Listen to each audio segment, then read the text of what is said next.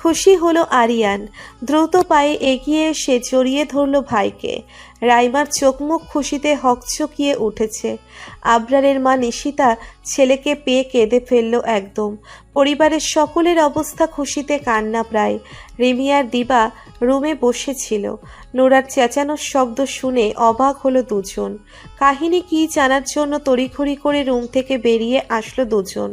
সিঁড়ির কাছ পর্যন্ত আসতেই থমকে গেল তারা। রিমি তার ভাইকে দেখে চেঁচিয়ে উঠল, ভাইয়া! বলেই তাড়াতাড়ি সিঁড়ি দিয়ে দৌড়ে নিচে নেমে এসে আবরারকে জড়িয়ে ধরল। খুশিতে আত্মহারা প্রায়। দিবা আবরারকে দেখে ঠাই দাঁড়িয়ে রইল কিছুক্ষণ। অসাড় হলো তার শরীর। লোকটাকে সে মোবাইলে দেখেছে বহুবার, কিন্তু সামনাসামনি এই নিয়ে মাত্র কয়েকবার দেখা। বিয়ের পর আবরারের ভয়ঙ্কর রাগ দেখে আবরারের প্রতি ভয় এসে হানা দিয়েছিল দিবার মনে। সেই ভয় আজ আবারও জেগে উঠল। এই লোকটা তার স্বামী, বৈধভাবে বিয়ে হয়েছে তাদের। অস্বস্তি, ভয়, জড়তা কাজ করলো মনে। দিবা চুপচাপ শুকনো ঢোক গিলল। নিঃশব্দে দৌড়ে নিচের রুমে চলে আসলো। দরজা লাগিয়ে দিয়ে বিছানায় বসলো। ভয়ে তার মাথা রীতিমতো ঘুরপাক খাচ্ছে। লোকটা ফিরে এলো কেন? এখন কি তার উপর স্বামীর অধিকার খাটাবে? জোর করবে তার উপর? ভয়ে হাত পা কাঁপাকাঁপি শুরু করে দিয়েছে। কপালে জমে এসেছে বিন্দু বিন্দু ঘাম। বারবার শুকনো ঢোক গিলছে। আজ কিছুতেই সে দরজা খুলবে না, কিছুতেই না। এতদিন পর বাড়ির বড় ছেলে ফিরে আসায় আদর যত্নে ব্যস্ত হয়ে পড়ল নিশিতা আর আয়েশা। রান্নাঘরে বিশাল আয়োজন করতে ব্যস্ত দুজন।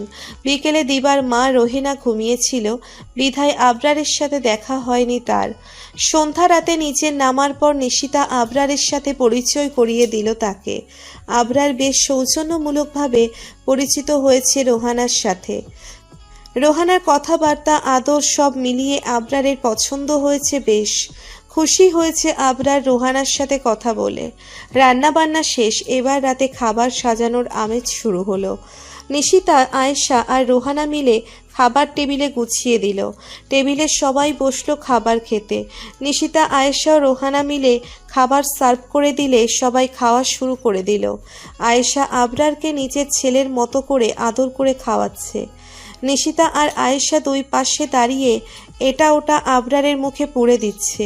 পাশে বসে থাকা আরিয়ান এইসব দেখে গালে হাত রেখে আফসোস করে বলে উঠল, বাহ বাহ, এতদিন বাড়িতে থেকেও এমন আদর যত্ন পেলাম না। সাবিত আরিয়ানের সাথে তাল মিলিয়ে আফসোস করে বলল, কি লাভ হলো এতদিন বাড়িতে থেকে?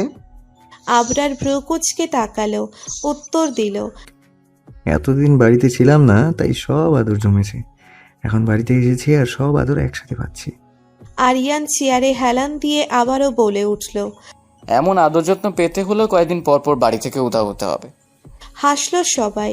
রাইমা তেরছাভাবে বলে উঠল, দেখা যাবে উধাও হয়ে ফিরে আসলে জুতা পিটার যত্ন কপালে জুটবে। রাইমার কথায় উচ্চস্বরে হেসে ফেলল রিমি, নুরা। ওরা মাত্রই এসেছিল। দুজন চেয়ার টেনে বসে পড়ল টেবিলে। রিমি আরিয়ান আর সাবিতের উদ্দেশ্যে বলল, এত হিংসুটে কেন তোমরা? সাবিত অবাক হওয়ার ভান করে বলল, কে হিংসা করছে? এত বড় অন্যায় হচ্ছে, তোরা দেখিস না? আমাদের দুজনের সাথে এই অন্যায় মানা যায়? রাজপথে নামতে হবে দেখছি। আরিয়ান সম্মতি দিয়ে বলে উঠল, অবশ্যই নামতে হবে। আপনারা তিনজন মিলে আমাদের দুজনের সাথে চরম লেভেলের অন্যায় করছেন, ইহা গ্রহণযোগ্য নহে। নিশিতা চোখ রাঙিয়ে বলল, চুপ করবি তোরা? এমন করে বলছিস যেন তোদের আমরা চোখেই দেখি না। নুরা হেসে বলে উঠল, বড় মা দেখবে কিভাবে? একটা মশার শরীর খালি চোখে দেখা যায় না, আরেকটা। নুরার কথার মাঝেই সাবিত পুরো চুল টেনে বলল, তোরা নিজেরা কি রে শরীর দেখাচ্ছিস ভালো করে? আস্ত শুটকি, তোদের বয়সের মেয়েরা বাচ্চা কাচ্চার মা হয়ে মুটকুস হয়ে আছে, লজ্জা নেই এসব বলতে? নোরা নিজের চুল ছাড়িয়ে চোখ পাকিয়ে তাকালো সাবিতের দিকে। নিশিতা অভ্রকে উদ্দেশ্য করে, বাবা তুমি বসে আছো কেন? খাবার পছন্দ হয়নি? খাচ্ছ না যে? অভ্র এতক্ষণ তাদের ভাই বোনের ঝগড়া দেখছিল আর হাসছিল। এখন নিশিতার কথা কর্ণপাত হতেই মুচকি হেসে উত্তর দিল, না আন্টি, খাবার পছন্দ হয়েছে। রোহানা অভ্রের প্লেটে খাবার তুলে দিয়ে বলল, বাড়িটা নিজের মনে করে থাকো, কোনো সমস্যা হলে জানাবে, কেমন? অভ্র মুচকি হেসে সম্মতি জানালো। তখন আয়েশা রিমি আর নুরাকে জিজ্ঞেস করলো, তোরা একা যে, দিবা কোথায়? নোরা প্লেট হাতে নিয়ে উত্তর দিল, আছে রুমেই, কয়েকবার ডেকেছি, বললো মাইগ্রেনের ব্যথা নাকি উঠেছে, তাই নিচে আসবে না। রিমিও সেম কথা বলে বলল, খাবার দিয়ে দিও ছোট মা, আমি রুমে নিয়ে যাব। তখন আরিয়ান সিরিয়াস হয়ে বলল, আম্মু, দিবার মাইগ্রেনের প্রবলেম একটু বেশি মনে হচ্ছে। আমার মনে হয় আরেকবার ট্রিটমেন্ট করানো দরকার। তখন পাশ থেকে রোহানা মেয়ের উপর ক্ষুব্ধ হয়ে রাগী কণ্ঠে বলে উঠল, হ্যাঁ, মেয়ে যা ইচ্ছে তাই করবে, আর ব্যথা উঠলে ডক্টর দেখাবে। বিকেলে এত করে বারণ করার পরেও গোসল করছে, তাও 1 ঘন্টা লাগিয়ে। আমার কথা শুনে একটু পর দেখা যাবে আম্মু আম্মু বলে কেঁদে কেঁদে ভাসিয়ে দিচ্ছে। আবরার মনে মনে কয়েকবার দিবা নামটা আওড়ালো, অতপর সেই দিকে পাত্তা না দিয়ে খাবার খাওয়ায় মনোযোগ দিল। রাতের খাবার খাওয়ার পর আবরারকে তার আগের রুমে থাকতে দেওয়ার ব্যবস্থা করা হলো। অভ্র রিমির রুমের পাশে, মানে একদম শেষের রুমে থাকবে। আবরার নিচের রুমে এসে প্রাণ ভরে নিঃশ্বাস নিল একটা। ঘুরে ঘুরে পুরো রুমটা দেখল সে। কিছু কিছু জিনিস বদলে গেছে, তার ব্যবহৃত পুরনো কিছু জিনিস নেই, যার বদলে নতুন জিনিসের স্থান এখানে। পা বাড়িয়ে বারান্দায় গেল আবরার। বারান্দায় কয়েকটা টবে ফুল গাছ রয়েছে। এই রুমটা অন্য কেউ ব্যবহার করেছে অনায়াসেই বোঝে গেল। বারান্দায় কিছু সময় অতিবাহিত করে রুমে আসলো। লাগেজ থেকে কাপড় বের করে ওয়াশরুমে গেল ফ্রেশ হতে। অভ্র তার থাকার রুমে এসেই ধপাস করে বিছানায় শুয়ে পড়ল। এত বড় জার্নি শেষে এখন এত খাবার খেয়ে তার নিজেকে হাতি হাতি লাগছে। তার জামাই আদর করে খাইয়েছে মনে হচ্ছে। অভ্র ভাবছে, এত প্রাণোজ্জ্বল পরিবার থাকতে আবরার কেন দূরে থাকে। আরিয়ান সাবিতের সাথে অভ্রের ভালো ভাব হয়েছে, সবাই তো খুব ভালো, তাহলে কেন হুদাই দূরে থেকে একাকিত্বের ভোগ করছে এবি? উত্তর মেলেনি তার। তাই মাথা থেকে এসব ঝেড়ে আপাতত ঘুমানোর প্রয়োজন মনে করছে সে। চোখ বন্ধ করে লম্বা দম নিয়ে ঘুমানোর প্রয়াস করলো অভ্র। পুরো রুম জুড়ে পায়চারি করছে দিবা। এক হাত কোমরে রেখে আর এক হাতে নখ কামড়াচ্ছে। সবাই কি শুয়ে পড়েছে? দেওয়াল ঘড়ির দিকে তাকালে দেখতে পেল রাত 12:40। খাবার তো সন্ধ্যায় খেয়েছে সবাই। জার্নি করে এসে এতক্ষণে নিশ্চয়ই শুয়ে পড়েছে। জোরে জোরে নিঃশ্বাস ফেলে নিজেকে সামলে নিল। শুকনো ঢোক গিলল একটা। দরজা খুলে অল্প ফাঁক করে বাহিরে উকি দিল। বাড়িটা অন্ধকারাচ্ছন্ন। মৃদু আলোতে আনাচে কানাচে ঝাপসা আলোকিত। কেউ নেই, ঘুমিয়ে পড়েছে নিশ্চয়ই। নিশ্চিন্তে বাহিরে আসলো দিবা। আশেপাশে সতর্ক দৃষ্টি ফেলল। লোকটার সামনে না পড়লেই হয়, যেই ভাবা সেই কাজ। চুপি চুপি পায়ের কদম ফেলে রিমির রুমের দিকে এগিয়ে যেতে লাগলো। যতই জার্নি করুক না কেন এত তাড়াতাড়ি ঘুমানোর অভ্যেস নেই আবরারের। ল্যাপটপ নিয়ে ঘাটাঘাটি করছিল। পানির পিপাসা পাওয়ায় খেয়াল করলো রুমের কোথাও জগ বা গ্লাস নেই। ইচ্ছে না থাকা পরেও রুম থেকে বেরুলো পানি আনার জন্য। বাহিরে এসে সিঁড়ির দিকে যাবে তখনই দাঁড়িয়ে পড়ল সে। মৃদু আলোতে একটা মেয়েকে স্পষ্ট দেখতে পেল আবরার। এটা কে, রিমি নাকি নুরা? কিন্তু রিমি নুরার সাথে মিল পেল না। তাহলে ওই মেয়েটি? প্রশ্ন আসতেই ভ্রু কুচকাল আবরার। এত রাতে বাহিরে চোরের মতো কি করছে দেখার জন্য নিচে একটু আড়াল হয়ে দাঁড়ালো। দিবা আশেপাশে প্রখর করে রিমির রুমের কাছে গিয়ে দরজা ধাক্কালো। বেশ কয়েকবার নক করার পর রিমি দরজা খুলল। রুমের ভিতরে লাইট অন থাকায় রিমিকে স্পষ্ট দেখতে পেয়েছে আবরার, তবে দিবার পিছনের দিকটা ছাড়া মুখ দেখেনি। সাদা টি শার্ট পরা একটা বাচ্চা মেয়ে, খুবই চিকন, স্বাস্থ্য নেই বললেই চলে। হাইট বোধ হয় 5 ফুট 3-4, নোরার থেকে অনেকটা কম। আবরার দাঁড়িয়ে দেখলো দিবাকে। রিমি দরজা খোলার পরেই চট জলদি দিবা রুমে গিয়ে দরজা লাগিয়ে দিল। আড়াল থেকে বেরিয়ে আসলো আবরার। নিজের বাড়িতে এভাবে চোরের মতো হাঁটার মানে আছে? বিরক্তিকর। আষাঢ় মাসের শুরু কেবল, আকাশে জমে আছে কালো মেঘ, তাদের আনাগোনার খেলা অদ্ভুত সুন্দর লাগছে। স্নিগ্ধ এই সকাল, চারপাশে শীতল হাওয়া বিরাজমান, গাছের কচি পাতা থেকে চুইয়ে ঝরছে শিশিরের ছোট ছোট বিন্দু কণা। শুভ্র কাদম্বরী দূর দূরান্ত থেকে দৃশ্যমান, যেন হাত বাড়ালেই তাদের ছোঁয়া যাবে। প্রত্যেকটা স্নিগ্ধ প্রভাত যদি চা দিয়ে আরম্ভ হয়, তাহলে সেই মুগ্ধতায় মন একদম চাঙ্গা হয়।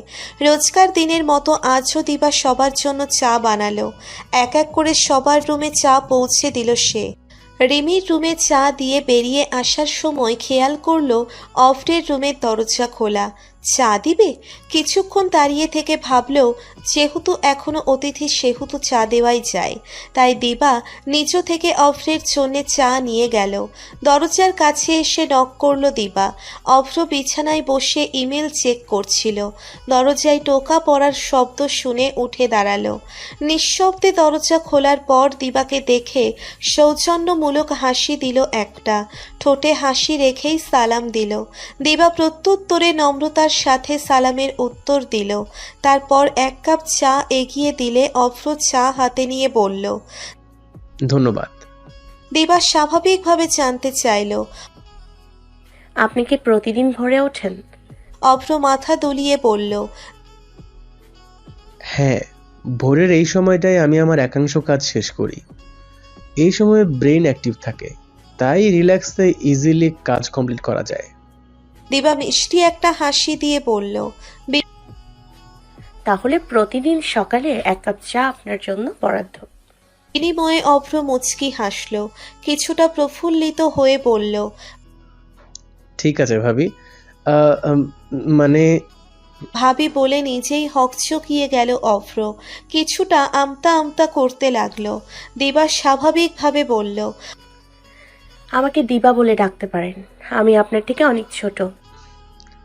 অভ্র মাথা কাত করে আচ্ছা সম্মতি জানালো। দিবা চুপচাপ চলে আসলো সেখান থেকে।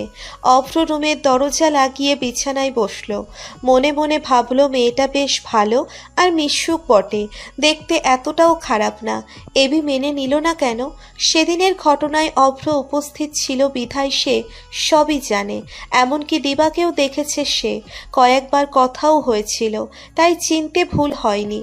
এত কিউট আর মিশুক মেয়ের প্রেমে এবি কিভাবে না পড়ে থাকে দেখব। ভাবতেই হেসে উঠল অভ্র।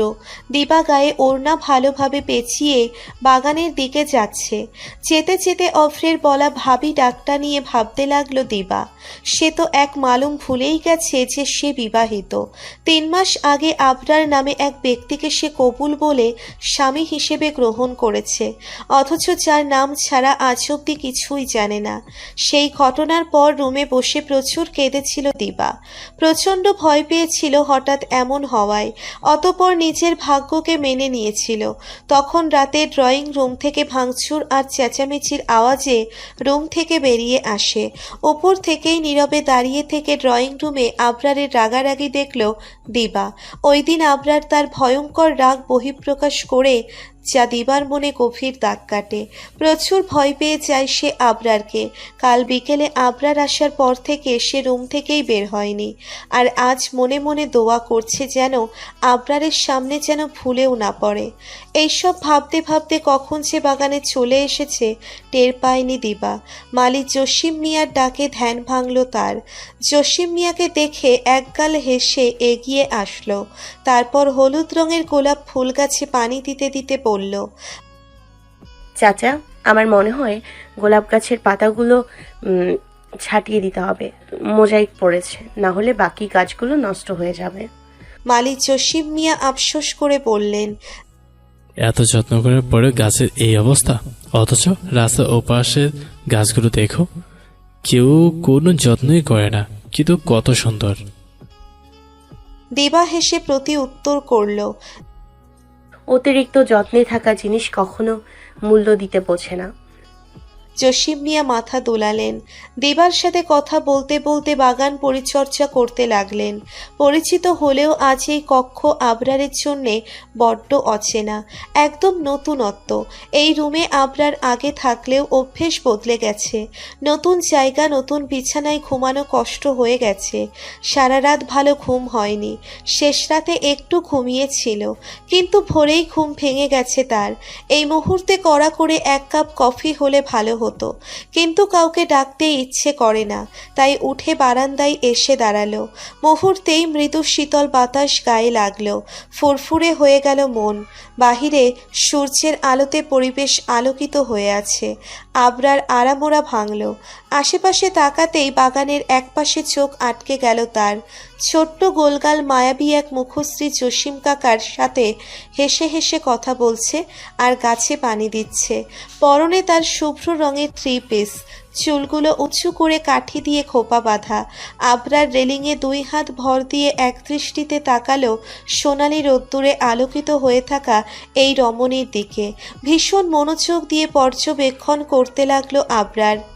হঠাৎ মনে হলো পাশে থাকা সাদা নয়নতারা ফুল ছিঁড়ে যদি তার কানে গুজে দেওয়া হতো, তাহলে এই মুখশ্রীর সৌন্দর্য আরও দ্বিগুণ বেড়ে যেত। অথবা বেলি ফুলের মালা যদি খোপায় বেঁধে দেওয়া হয়, তাহলে নিশ্চয়ই আরও সুন্দর লাগবে। আবরারের অবাধ্য মন মেয়েটির মায়াবী মুখশ্রী ছুঁয়ে দেখার ইচ্ছে পোষণ করল। হঠাৎ নিজের এমন বেহায়াপনায় হকচকিয়ে গেল আবরার। রেলিং থেকে হাত সরিয়ে সোজা হয়ে দাঁড়ালো। এক হাত দিয়ে মাথা চুলকিয়ে নিজের এই অধম মনকে কয়েকটা গালি দিল। মেয়েটি কে? কথাটি মাথায় আসতেই সজাগ হলো তার মস্তিষ্ক। আপনা আপনি মুখ থেকে বেরিয়ে এলো দিবা। অবাক চোখে দিবার দিকে তাকালো আবরার। এবার চোখ ছোট ছোট করে ভালোভাবে দেখতে লাগলো দিবাকে। অতঃপর বিড়বিড় করে বলে উঠল, বউ আমার ভালোই সুন্দরী। আর এক মুহূর্তও না দাঁড়িয়ে ভিতরে চলে আসলো। কিছুক্ষণ আগে নিজের এহেন কাণ্ডে নিজেই বিরক্ত হয়ে বিড়বিড় করতে করতে ওয়াশরুমে গেল। অতঃপর ফ্রেশ হয়ে নিচে যাবার জন্য তৈরি হয়ে নিল। রুম থেকে বের হয়ে অভ্রকে সাথে নিয়ে আবরার ড্রয়িং রুমে আসলো। সিঁড়ি দিয়ে নামার সময় ড্রয়িং রুমে রোশান ও হোসেনকে দেখতে পেল। 2 জন অফিসে যাওয়ার জন্য প্রস্তুত। কাল অনেক বড় জার্নি করে এসেছিল বিধায় আবরার ও অভ্র তাড়াতাড়ি শুয়ে পড়েছে, আর রোশান ও হোসেন 2 জনই দেরি করে বাড়িতে এসেছে, যার জন্য তাদের দেখা হয়নি। আবরারকে সিঁড়ি দিয়ে নামতে দেখে হোসেন এসে এগিয়ে এলো। হ্যালো ইয়ং বস, কি অবস্থা তোমাদের?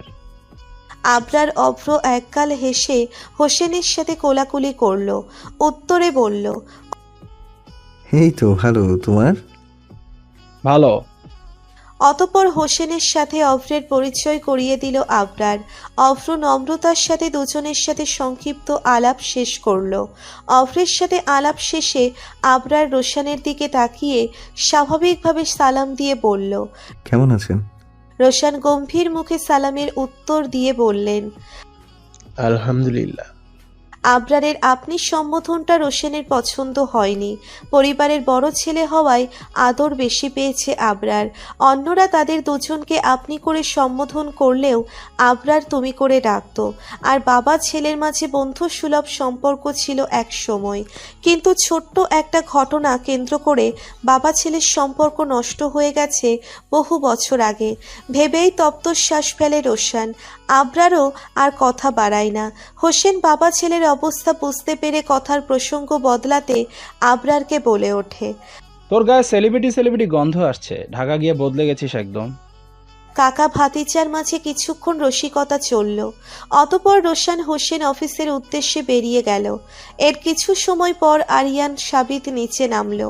4 জন মিলে কথা কিছুক্ষণ আলাপ করলো।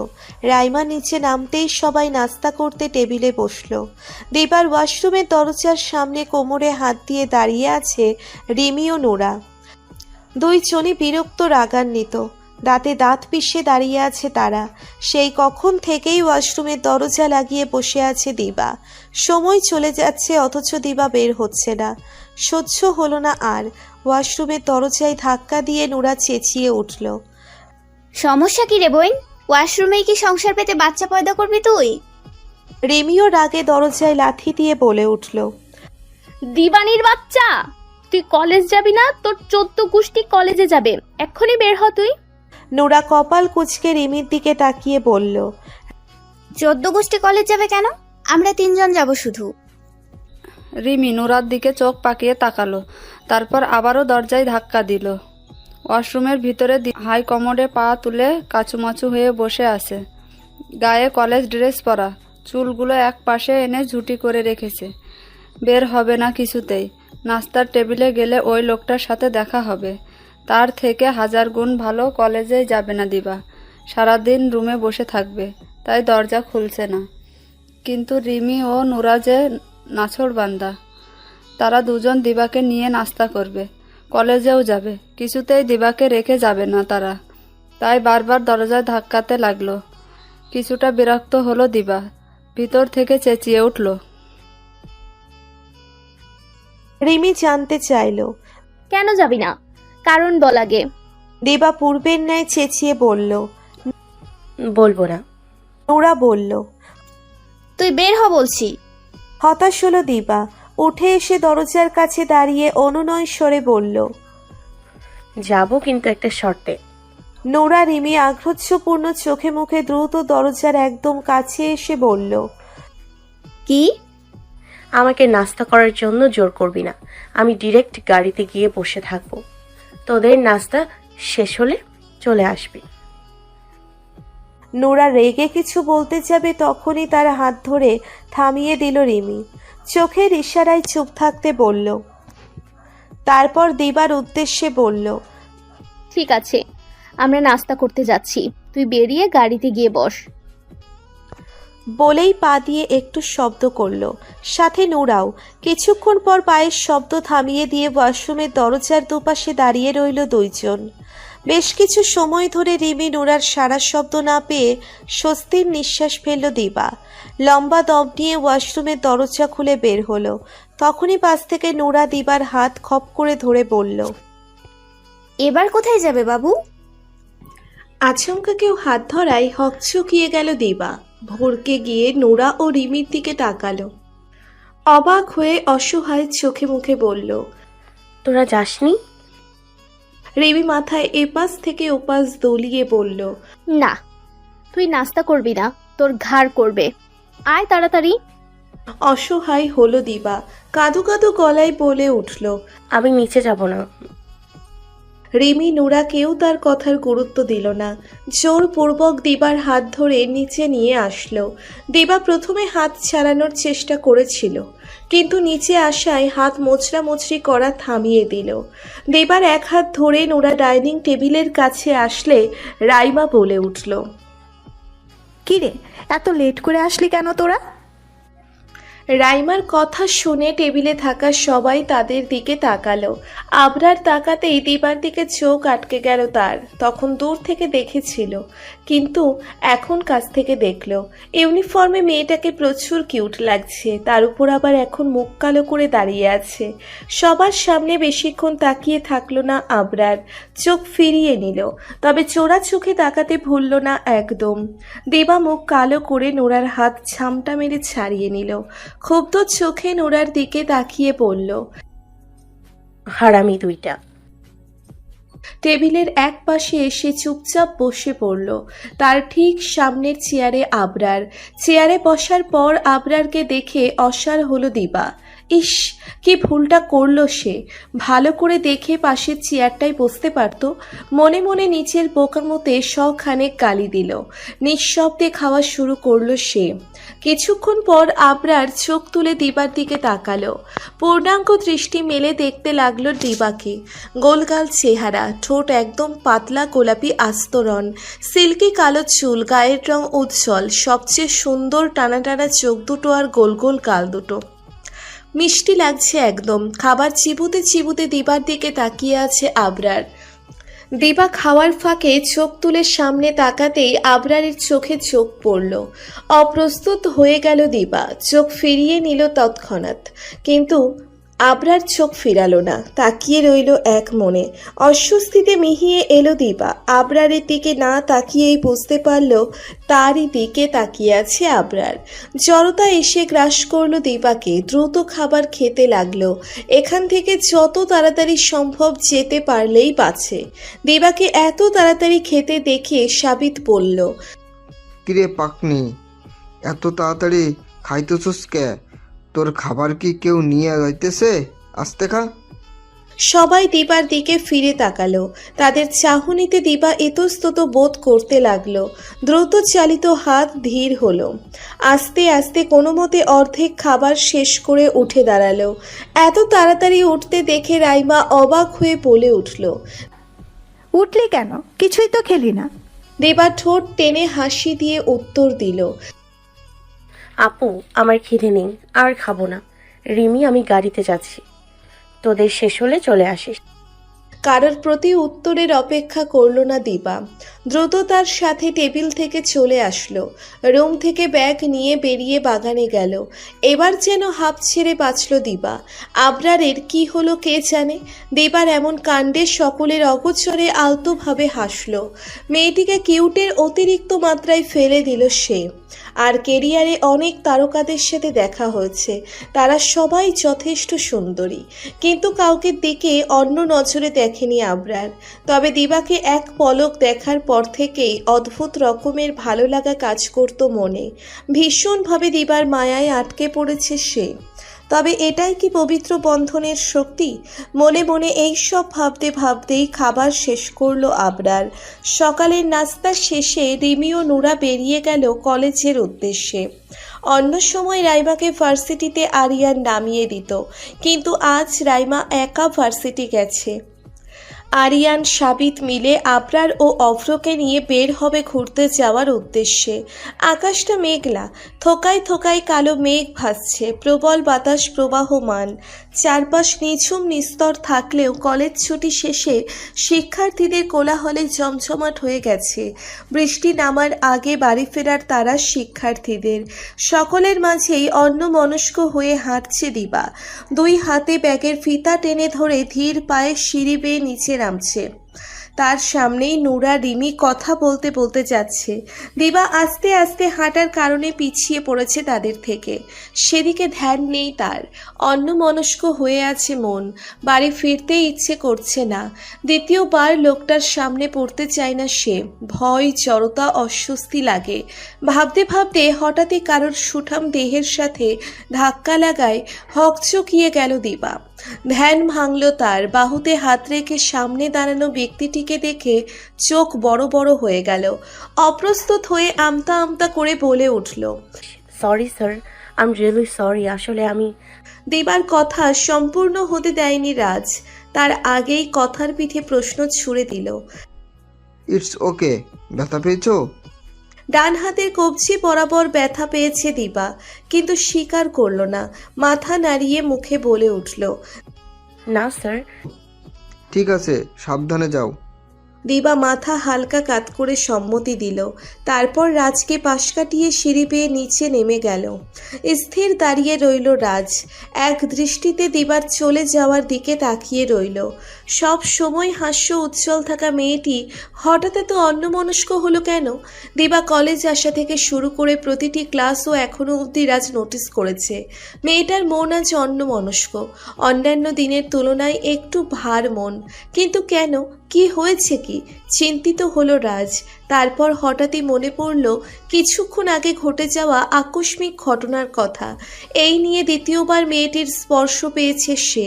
প্রথম স্পর্শ ছিল মেলাতে, আর আজ দিবার শরীরের মিষ্টি ঘ্রাণে আবারও নতুন করে প্রেমে পড়তে বাধ্য হলো রাজ। আন মনে আলতোভাবে বাঁকা হাসি দিল একটা। দ্রুত পায়ে নিচে নেমে এলো দিবা।